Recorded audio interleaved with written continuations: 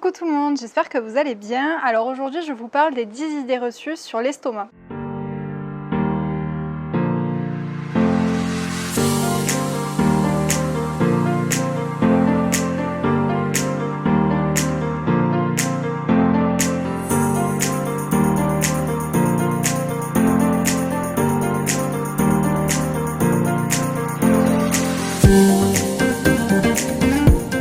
Nous avons tous déjà entendu dire que le lait apaise l'estomac, qu'il est risqué de se baigner après avoir mangé, ou alors qu'il vaut mieux ne pas boire pendant le dîner. Mais ces affirmations, qui sont tirées de la sagesse populaire et qui sont pleines de bon sens, effectivement, sont toutes fausses.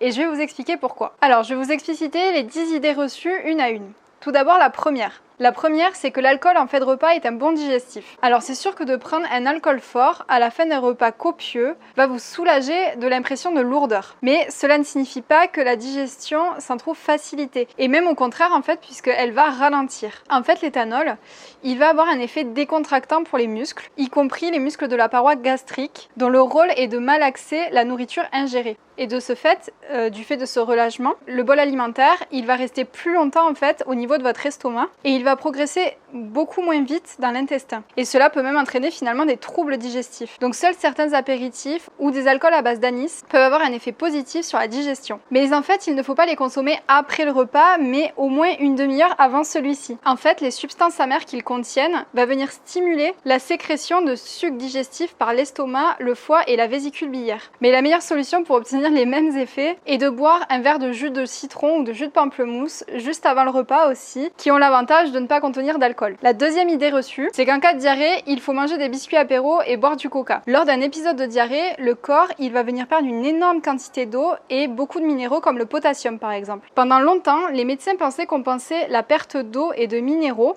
en conseillant à leurs patients de manger des biscuits et de boire du coca. D'un point de vue scientifique, pourtant, le taux élevé de sucre dans cette boisson a tendance à aggraver la diarrhée en augmentant la quantité d'eau qui passe du corps à l'intestin. De plus, la caféine provoque une élimination accrue du potassium par les reins. Les apéritifs, quant à eux, ne nuisent pas, mais n'apportent pas non plus ou pratiquement pas de potassium et de minéraux. Ces biscuits apéritifs, ils sont seulement riches en sodium, donc mieux vaut se procurer des solutions d'électrolytes spéciales. Celles-ci contiennent de l'eau, du sucre et des sels minéraux en concentration idéale, et elles sont aussi facilement absorbées par le corps. Il faut quand même respecter les proportions de dilution qui sont préconisées, car une concentration trop élevée ne ferait encore qu'aggraver le problème. La troisième idée reçue, c'est que les bananes constipent. Alors d'une façon générale, c'est totalement faux, puisque les bananes mûres, elles contiennent des fibres solubles, comme les pectines, qui donnent au sel une consistance plutôt souple et plutôt glissante. Elles permettent donc à la fois de combattre la diarrhée, mais aussi la constipation. D'ailleurs, le gonflement du bol alimentaire entraîne une dilatation des parois intestinales, ce qui, en cas de constipation, permet d'expulser le contenu plus rapidement. En revanche, les bananes vertes contiennent de grandes quantités d'amidon résistant. Donc là, ici, il s'agit de fibres qui ne sont quasiment pas dégradées par votre système digestif au moment d'atteindre le côlon, où elles sont ici décomposées par les bactéries. Les résultats des études ne sont pas encore définis, mais il est possible qu'elles provoquent ou aggravent une constipation si l'on en mange beaucoup. Et d'autant plus d'ailleurs si on a une alimentation qui est pauvre en fibres et que l'on ne boit pas assez. On suppose que la digestion des bananes vertes est facilitée si la population bactérienne dans le côlon est importante. Celle-ci, en fait, elle permettrait à l'amidon résistant d'être dégradé. Donc pour mieux digérer ce type de fruits, il est conseillé d'augmenter sa consommation de fibres progressivement. La quatrième idée reçue, c'est que le chewing-gum peut rester collé à l'estomac. Donc certains craignent qu'en avalant un chewing-gum, celui-ci n'altère l'estomac. En réalité, lors de la mastication, ce chewing-gum, il est entouré de salive, qui vient limiter son pouvoir collant. Donc en fait, c'est impossible qu'elle puisse venir se fixer à votre paroi gastrique, et d'autant plus puisque celle-ci est une surface molle qui ne lui permet pas en fait d'avoir une prise. Par contre, effectivement, les enzymes et les sucs digestifs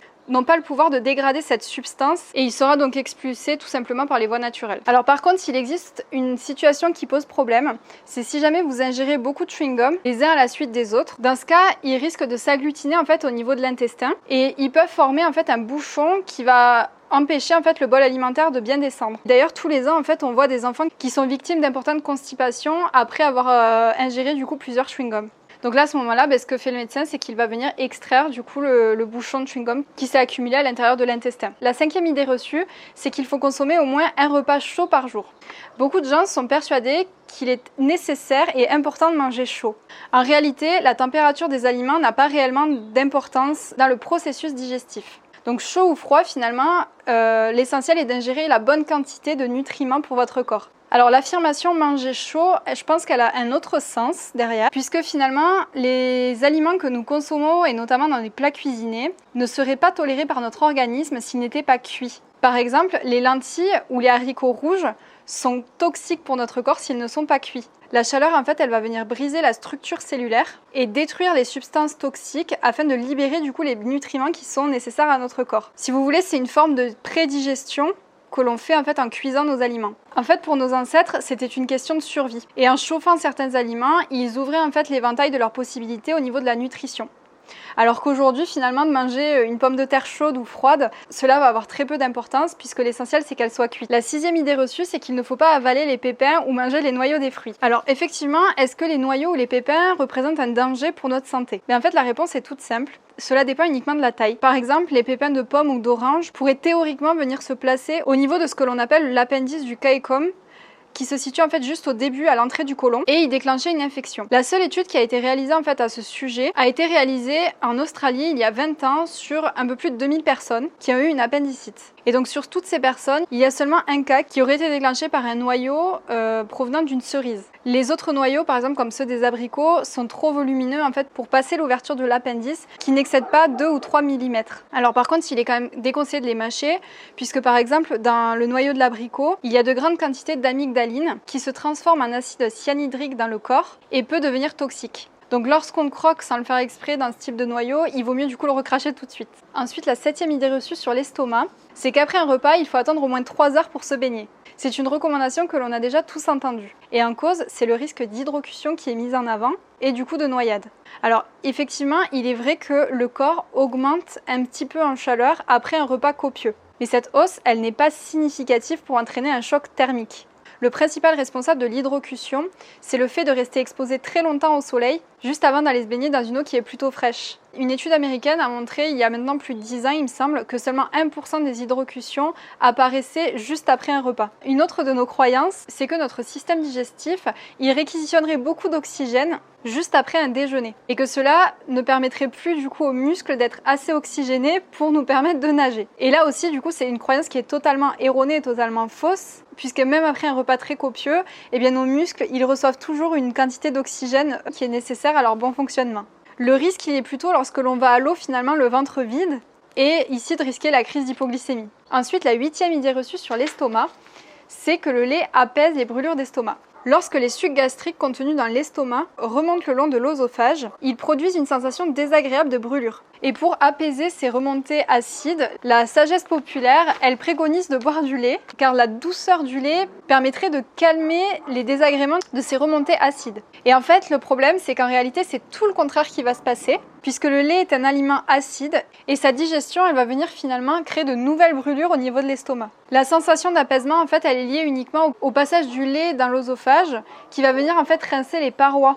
Donc finalement, on obtient un meilleur résultat avec de l'eau, tout simplement, qui a du coup l'avantage de ne pas déclencher une nouvelle attaque. Et le moyen en fait finalement le plus efficace hors traitement médicamenteux pour calmer les brûlures est de stimuler la production de salive, puisque la salive en fait a un pouvoir neutralisant. Alors on arrive bientôt à la fin, donc la 9e idée reçue, c'est que boire en mangeant est mauvais pour la digestion. L'explication elle semble plutôt logique, puisque si la quantité de liquide elle est trop importante dans l'estomac, cela viendra diluer les sucs digestifs et la nourriture ne pourra donc plus être correctement digérée. Et pourtant, même si le liquide et les aliments ingérés viennent modifier la teneur en acide dans l'estomac, ceux-ci sont en quantité largement suffisante pour décomposer les aliments de manière efficace. Les sucs gastriques, en fait, ils sont tellement acides que pour altérer finalement leur pouvoir digestif, il faudrait les diluer dans une quantité d'eau qui dépasserait largement le volume de notre estomac.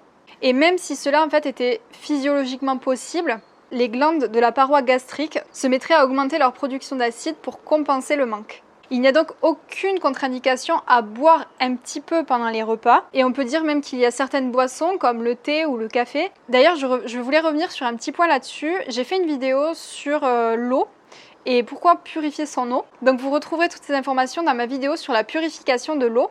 Et ici notamment je parle du thé, du café et des boissons finalement qui sont autres que de l'eau qui ne viennent pas hydrater le corps. Et ça, c'est très important à prendre en compte puisque du coup, le thé et le café ne sont pas des boissons hydratantes pour votre corps. Au contraire, elles vont venir déshydrater votre corps.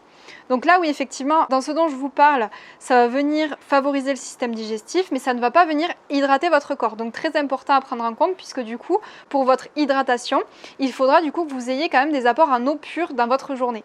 Mais je vous laisse regarder tout ça dans mon autre vidéo sur la purification de l'eau. Et donc pour finir sur cette idée reçue, notre corps il a quand même besoin d'eau pour extraire les nutriments des aliments et les transporter dans les vaisseaux sanguins. Et pour finir, la 10e idée reçue de notre estomac, c'est que les fruits constituent un dessert sain et équilibré. Alors effectivement, les fruits contiennent des fibres et des sucres naturels qui sont bien meilleurs pour la santé qu'un gâteau ou qu'une pâtisserie ou tout autre produit transformé. Par contre, ce qu'il faut quand même savoir, c'est que notre système digestif, il n'assimile pas tous les aliments au même rythme. Contrairement par exemple aux féculents ou aux protéines, qui mettent environ 3 heures à être décomposés, les fruits ont un transit beaucoup plus rapide. Ils sont en fait directement assimilés au niveau de l'intestin grêle en seulement 20 ou 30 minutes. Mais en fait, lorsque vous venez manger par exemple une pomme ou une poire à la fin de votre repas, celle-ci, elle va venir se retrouver mélangée à tout le reste de votre bol alimentaire. Et donc cela va être bloqué au niveau de l'estomac. Donc la conséquence finalement, c'est qu'au lieu de suivre son cycle naturel, elle va fermenter et elle va déclencher potentiellement des ballonnements,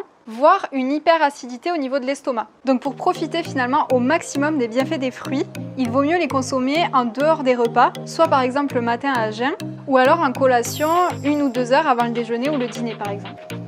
Donc voilà pour les 10 idées reçues sur l'estomac. J'espère que vous aurez appris de nouvelles choses et je vous retrouve très vite dans d'autres vidéos. Je vous fais des gros bisous et je vous dis à très vite. Ciao!